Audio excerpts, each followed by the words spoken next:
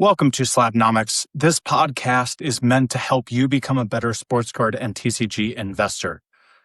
In this day and age where the grading climate is becoming more and more difficult, it's high time we look at what the graders actually do, how hard it is to get gems per each grader, and take a look at what the values are for each grade among the different graders.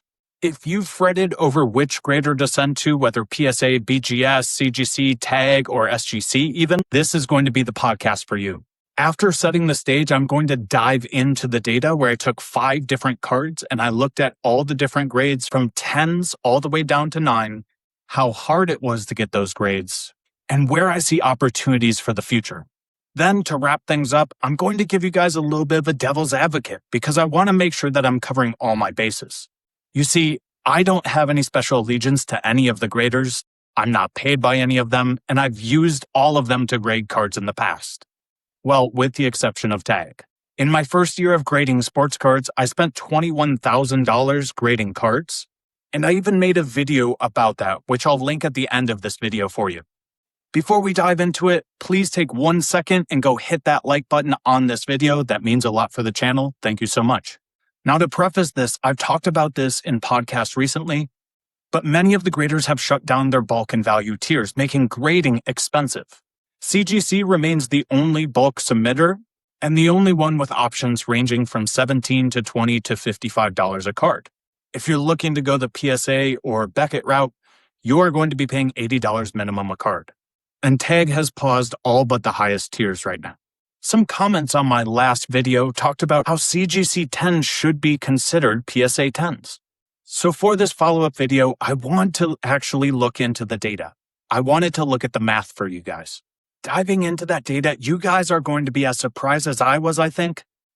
Finding that getting a PSA 10 is not near as hard as you would think, and most other graders are actually above a PSA 10 in terms of difficulty to get. Now you might be thinking to yourself, what does it matter if PSA 10s are the most valuable? This is common knowledge, right? PSA has the highest values in terms of sold cards. But what you're going to find out through this data is that that's not actually the case. And even if it were, things are changing in the grading space. And just like 5 or 6 years ago, when Beckett was actually the standard with their 9.5, the premium for these graded cards is not set in stone by any means. Collectibles and cards, chief among those, like any asset, exist on an ever-moving playing field. And being future-proofed is how you get ahead when things start changing. So rather than looking at personal preference when it comes to slabs or graders or turnaround times, let's take a look at the actual math for these. Looking at 5 of the most graded cards in history, 2 Pokemon cards, 1 baseball, 1 football, and 1 basketball card. Let's go to the data. So the first thing to understand about the data is that we don't want to be using too small of a sample size. It's well known when trying to gather surveys that you need as big of a sample size as possible so that you eliminate any errors. There's no magic number, but Cochrane's formula says that the margin for error is 5% at 385 sample size, 3% for over 1,000, and plus or minus 1% over 9,000.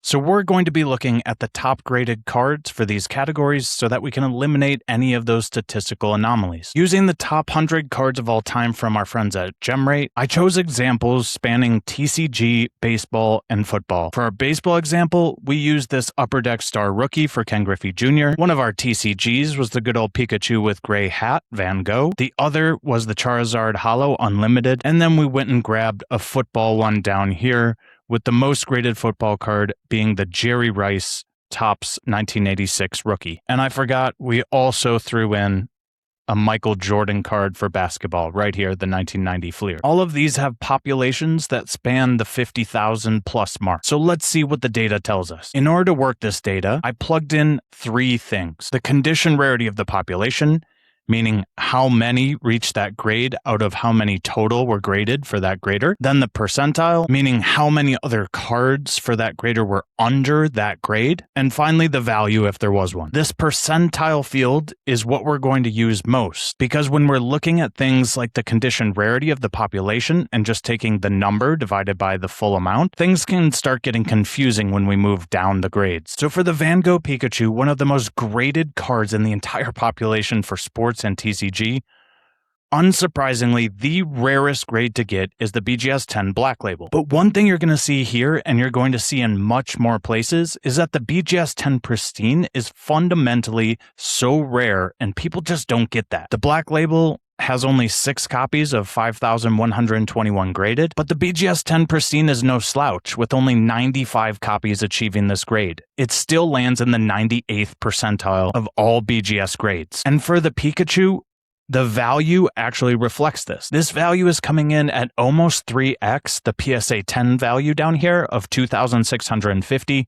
That BGS 10 Pristine is $7,200. So the first question is, does it make sense that the BGS 10 Pristine has such a premium? Well, if we look at the PSA 10 numbers, there's 49,717 PSA 10s. Remember, BGS 10 Pristine had only 95 copies achieve that grade. That 10 Pristine lands in the 98th percentile, meaning 98% of the cards submitted to Beckett were unable to achieve at least that level. Going down to the PSA 10 here, you'll see that the GemRate was over 42%. And this means that the percentile for PSA 10 is in the 57th percentile among all of the PSA submissions. This is one case where the market's figured out just how rare and how difficult it is to get the BGS 10 Pristine, and the value has boosted because of that. One thing that I've found is that the more iconic a card is, the more in demand it is, the quicker the market catches up to these kind of things. For all y'all watching along home at YouTube, you're going to see that the PSA 10 is actually the 7th ranked in terms of percentile, meaning it was the 7th most difficult grade to get out of all submissions for all graders. Cards ranked above that, in order, are BGS 10 Black Label, BGS 10 Pristine, CGC 10 Pristine, Tag 10, BGS 9.5, and SGC 10. Only CGC 10, in terms of gems for all the graders, trailed PSA as far as difficulty in achieving that grade. And if you're following along on the spreadsheet, you'll even see that getting a BGS 9.5, which was in the 65th percentile, was more difficult than getting a PSA 10. This doesn't make any sense. And further, why is a PSA 10 $2,650 on market, whereas a BGS 9.5 is significantly lower at $1,525? For you tag enthusiasts, it's much harder to get a tag 10 than it is to get a PSA 10. You'll see in the 82nd percentile is your tag 10 versus that 57th that we quoted for PSA. Now, not every card is going to be like this, but you are going to see that CGC 10 here is easier to get than a PSA 10, and you'll see the values properly respect that. In terms of simple condition rarity, a PSA 10 is more rare than a CGC 10, but significantly less rare than a CGC 10 Pristine, which is in the 90th percentile to get. Yet, a CGC 10 Pristine is worth less than a PSA 10. So if only 10% of cards are able to achieve that CGC 10 Pristine, yet 42% of them submitted to PSA are able to get that 10, then in what world does it make sense that a CGC 10 Pristine is worth less than a PSA 10? This whole spreadsheet is truly topsy-turvy, because if you see here, BGS 9 is actually much more difficult to get than a PSA 9, mostly because PSA has so many 10s, but in terms of rarity to actually achieve a grade, it's much harder to get a BGS 9 than it is to get a PSA 9. One more thing to point out here, a BGS 9.5 is actually more difficult to get than an SGC 10, and it's worth less. If I'm looking at this spreadsheet right now and I'm saying, what am I looking at in terms of future value? I think a CGC 10 Pristine is fundamentally undervalued for this card. And the population submitted to CGC at 7,097 is enough that we have statistical relevance. Of course, PSA is always going to dominate all the numbers that we're going to see, especially because PSA became so prevalent after COVID. You'll see here that it has 116,000 in terms of its total pop, but these other graders have had enough submissions to make this statistically important. Beckett is over 5,100, and as I said, CGC over 7,000. Tag only has 155 submissions, and SGC is trailing at 311. Now, maybe you're saying to yourself, Matt, this is a Pokemon card. Of course CGC is going to have a lot of numbers. So let's go ahead and check out a baseball card. One of the most iconic baseball cards from the 80s, the Upper Deck Griffey rookie card. If you expected the PSA 10 percentile to be the highest on this one, you're sadly mistaken. but it's actually closer than the other 4. Achieving a PSA 10 puts you into the 97th percentile of those submitted. But just like with the Van Gogh Pikachu, the PSA 10 is far and away not the hardest grade to get, and yet its value does not make sense in terms of that difficulty percentile. A BGS 10 Black Label has never really sold on open market, nor has the SGC 10P, meaning the SGC 10 Pristine, but you will see here if you're looking at the spreadsheet on YouTube that a CGC 10 and SGC 10 are both more difficult to achieve than a PSA 10. These are both in the 99th percentile of difficulty versus that PSA 10 in the 97th. The GemRate for PSA 10 is about 3%, a little bit over that, whereas CGC 10 is 0.58%.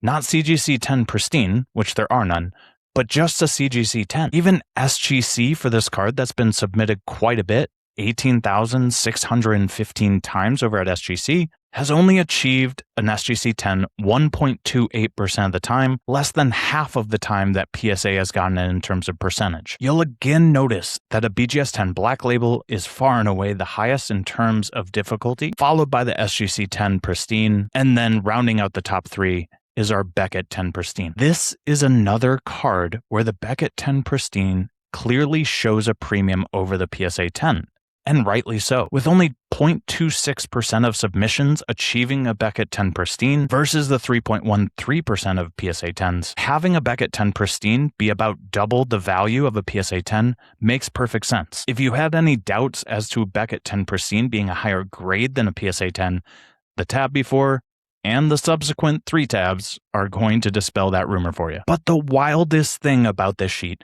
is that both an SGC 9.5 and a CGC 9.5 are actually much more difficult to achieve versus the PSA 10. These clock in at 0.28% and 1.2% respectively versus that just over 3% for PSA 10. Tag is actually going to trail PSA in terms of the percentile difficulty, clocking at 3.87%. The 96th percentile. As opposed to the Van Gogh Pikachu, you're also going to see the BGS 9.5 be only in the 93rd percentile versus that PSA 10's 97th percentile of difficulty to achieve. That makes a lot more sense. So PSA in terms of difficulty to achieve, in terms of its 10, comes in at 8th rank for the Upper Deck Griffey rookie card. The totals of submissions are pretty vast on these. We have over 116,000 for PSA.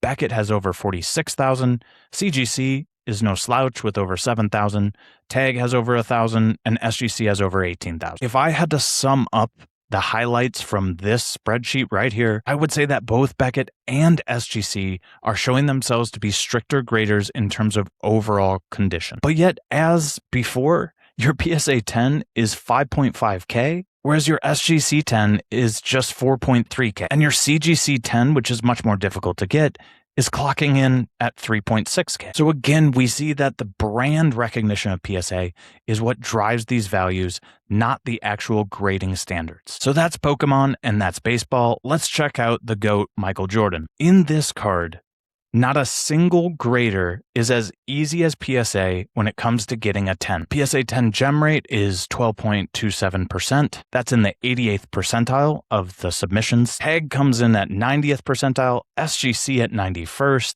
CGC comes in at 94th, and of course, all the Pristines and Black Labels come in much more difficult than that, all falling within the 99th percentile. CGC 9.5 is more difficult to get than a PSA 10, and yet it is worth about 1/8 of the value. Similarly, a Tag 10 is more difficult than a PSA 10, but it sells for 20% less. And a CGC 10 sells for almost 1/3 of what a PSA 10 goes for. While you have a 12.27% chance to get a PSA 10, you have less than 1% chance to get a BGS 10 Pristine. Yet for your trouble, you would only get 3x the value. And an SGC 10, which is not even 1% probability, gets you less than 2x that PSA 10 value with your 12% shot. And a CGC 10 Pristine is almost on par with a BGS 10 Black Label in terms of difficulty to achieve.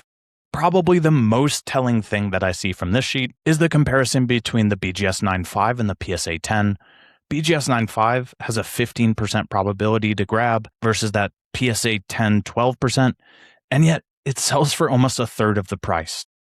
This sheet clearly shows that the PSA 10 premium is out of control. And if you look at the total subs for all of the graders for this 1990 Fleer Michael Jordan, you'll see about 71,000 to PSA, less than 7,000 to Beckett, less than 3,000 to CGC, only 125 to Tag, and less than 10,000 to SGC. PSA is really just gobbling up pop reports at this point. Let's move a few years back and check out football with the 1986 Jerry Rice rookie card. Now this is one where PSA actually makes a pretty good showing. Their GemRate is only 0.14%, but the premium attached to it is so incredibly crazy compared to the difficulty to get all the other grades. If you're looking at the sheet here, you'll see that PSA 10 is in the 6th row, and above it is a CGC 9.5, an SGC 9.5, and of course your BGS 10P and your SGC 10. Funny how I find myself saying SGC 10, of course, is above PSA 10. In terms of difficulty, it's just shown itself to be much harder for any of these other graders to give 10s. And BGS 9.5, which used to be the gold standard of gems, is just below the PSA 10 at 0.48%. Of course, this is significantly more than the PSA 10's 0.14% GemRate, but does it warrant selling at only 20% of the price of that PSA 10? I certainly don't think so. Now, one thing I will say, because I'm not going to rag on PSA this entire video, but looking at the PSA 9 at being only 2.42% of the population, it being in the 97th percentile to achieve, shows me that the PSA 9 is significantly undervalued. It costs you $5,484 to get a PSA 9 versus the $85,000 it costs to get the PSA 10. Yet the percentile of difficulty is just 97th to 99th. It's really tough to get a PSA 9. For the long term, I see PSA 9s in the Jerry Rice rookie to be very nice buy and holds. No tag date on this one, sorry guys. Now maybe you're saying to yourself, well, of course a PSA 10 is going to be easier to get than all of these. People are sending all their best cards over to PSA. This is something I'm going to talk about when I finish up with all of this data, so hold on for a second there. But moving to our last card in the 1999 Unlimited Charizard Holo, you can see that plenty have been submitted through other graders here. On this one, CGC has 14,000 submissions, and we finally get CGC 10 Pristine really strutting its stuff here. A CGC 10 Pristine for this card is only 0.08% probability, it's in the 99th percentile of difficulty to get, and the value reflects it this time. It's 41,000 for that card versus PSA 10 being at 22,500. Now it might almost be double, but PSA's probability to get this card in a PSA 10 is 0.47%. And remember that CGC 10 Pristine was only 0.08%. They're both in the 99th percentile, but the rarity of the CGC 10 Pristine is truly in another realm. And stop me if you've heard this one, but an SGC 10 or a Tag 10 is still much harder to get than the PSA 10 counterpart. Yet allegedly you can pick up an SGC 10 for $5,752 versus that 22.5K sticker for PSA 10. In this card though, the CGC 10, not the Pristine version, is much easier to get in terms of all of these because we're looking at 99th percentiles for all the top guys. So having a CGC 10 at just over 6K makes some sense to me, but it still looks pretty cheap when you're looking at this sheet. It's a little bit more difficult to get than a BGS 9.5, but a BGS 9.5 is about 50% higher in terms of the price. So again, we see CGC not really holding its value in terms of how rare it is to achieve these high grades.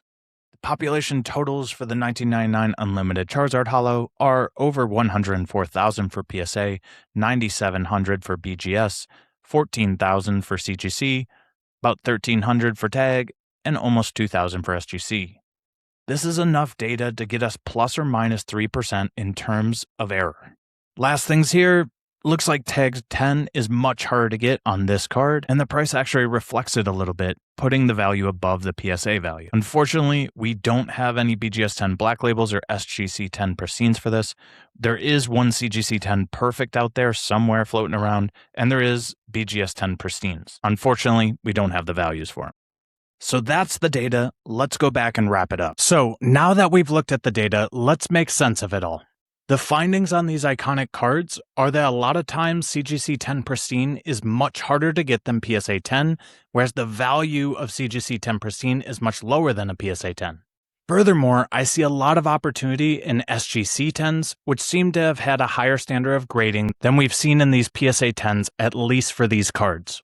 A lot of times, those BGS 9.5s are actually equivalent to PSA 10s in difficulty to obtain. Now, I told you I was going to play some devil's advocate here, and I'm going to do that now. The first argument that people might make is that people submit the best cards to PSA, and that's why they have such high gem rates. Now, this might be true in recent days, but remember that BGS was king only 6 years ago. Furthermore, there's actually a lot of reasons to submit to other graders over PSA. A lot of things that PSA has done has rubbed people the wrong way, and even more to the point, it's much more cost-effective a lot of times to send to Beckett or send to CGC. In some of the cards that we looked at, specifically the Jerry Rice with $85,000 as the price tag for a PSA 10, you're looking at a pretty hefty upcharge to send that to PSA. Some people might not want to spend $3,000 in the case that they get a 10. And price isn't the only object. There's been a lot of controversy about PSA's partner program, where people have found some of the grades change after they've sold to a partner. This isn't my place to comment on things I don't know about, but it's certainly something that's going around the zeitgeist. The second thing that I want to bring up is that people will say that PSA 10s are the biggest value. But I showed you 2 cards where a CGC 10 Pristine is actually a higher value. And every single one of those cards had BGS 10 Pristine as higher, not to mention what a Black Label will get you. Price is not the only object. There's speed to get your cards back, there's the amount of capital that you have to put up front, and there's personal preference when it comes to the labels. But what we found today, putting values aside, is that all the other graders besides PSA have seemingly more strict grading standards than PSA. The upside at Beckett is real. Not to say that Beckett doesn't have their own problems, but I believe that we're seeing Pokemon lead the way for showing us how Beckett 10 Pristines and Black Labels can command a massive premium on the market, and there's a lot of future value tied in there. As the grading landscape continues to shift, future considerations about where you're going to send your cards to grade become more and more relevant to you. If PSA's only real value is saying that they have the highest card values to sell at, that seems like a very precarious value proposition to me. As in all things, do your due diligence here, but start looking for more opportunities outside the pale. Thank you to all of you who have gone to my DMs and let me know that you've shared these videos with your friends. If these are conversations that you're having with them, make sure to shoot this video off to someone that will benefit. If you're interested in more information about grading, I'm going to put my 1-year findings about grading at the end of this video. Feel welcome to check that out. And as always, thanks so much for being here. Keep building, and I will talk to you later.